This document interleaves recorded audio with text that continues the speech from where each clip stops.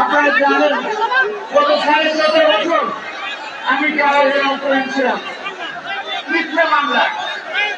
দুটা মিথ্যা মামলায় আমাকে 3টা মৃত্যুদণ্ড, 3টা যাবজ্জীবন দণ্ড, 20 বছর 10 বছর দণ্ড, এত সব দণ্ড নিয়ে আমাকে রেখেছিল। বাংলাদেশকে আল্লাহ মেহরবানি সবার কাছে সবার আগে আল্লাহ সুন্দর আদায় করছি যে আজকে আমি কিছু আলোচনা আপনাদের কাছে আসতে পারছি।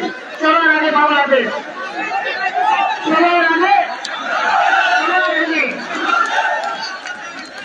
অতীত আমি কখনো বাংলাদেশের স্বাধীনতা, সার্বভৌমত্ব এবং জনগণের স্বার্থের বিপক্ষে কোনো কাজ করতে দেয়নি বা করি নাই। ইনশাআল্লাহ ভবিষ্যতেও আপনাদের দোয়া আল্লাহ যদি রহমত করেন বাংলাদেশের জনগণের স্বার্থ, স্বাধীনতা, সার্বভৌমত্ব কখনো আমি বিরোধ করে দেব না ইনশাআল্লাহ তাআলা। এই 17 বছরে তাদের লক্ষ্য ছিল একটাই, প্রথমে ছিল কেয়ারটেকার গভর্নমেন্ট নির্বাচনের ব্যবস্থা করুন, নির্বাচনের ব্যবস্থা করুন, যার মাধ্যমে জনগণ তাদের ভোট যাকে তাকে দিতে পারে এবং নতুন গণতান্ত্রিক নির্বাচিত সরকার আসতে পারে।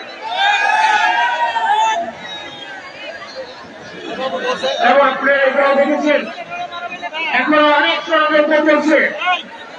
সেই ষড়যন্ত্র আপনারা সবাই দেখেন, আপনারা সবাই আমাদের পাশে উপস্থিত হবে। আমরা কি ওনাকে অভ্যর্থনা জানানোর যাওয়ার জন্য প্রস্তুত আছি? আপনি কি সবাই ওনাকে অভ্যর্থনা জানানোর জন্য যাবেন? আপনারা 2 হাত করে দেখান ইনশাআল্লাহ। আপনাদের কাছে আমি দোয়া কামনা করি আমার নেত্রীর জন্য।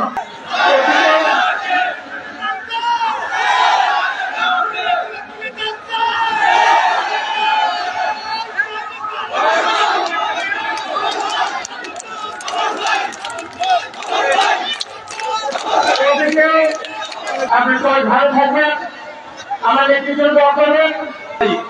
আজকে আমরা পক্ষ থেকে উষ্ণ অভিনন্দন জানাই বর্তমান অন্তর্বর্তীকালীন সরকারের প্রধান উপদেষ্টা ডক্টর মোহাম্মদ ইউনূস সাহেব সহ সকল উপদেষ্টা বৃন্দদেরকে আমরা উষ্ণ অভিনন্দন জানাই। আমরা নেত্রকোনা জেলার মাননীয় জেলা প্রশাসক জনাব কর্ণালী বিশ্বাস, নেত্রকোনা জেলার মাননীয় প্রশাসনের কর্মকর্তা বৃন্দ আপনারা শান্তিভাবে আমাদেরকে সহযোগিতা করেছেন আইন শৃঙ্খলা রক্ষার প্রশ্নে, নিরাপত্তার প্রশ্নে, পারমিশনের প্রশ্নে। সেই জন্য আমরা নেত্রকোনা জেলা পরিষদের পক্ষ থেকে আপনাদেরকে উষ্ণ অভিনন্দন জানাই। নেত্রকোনা জেলায় যে সমস্ত সাংবাদিক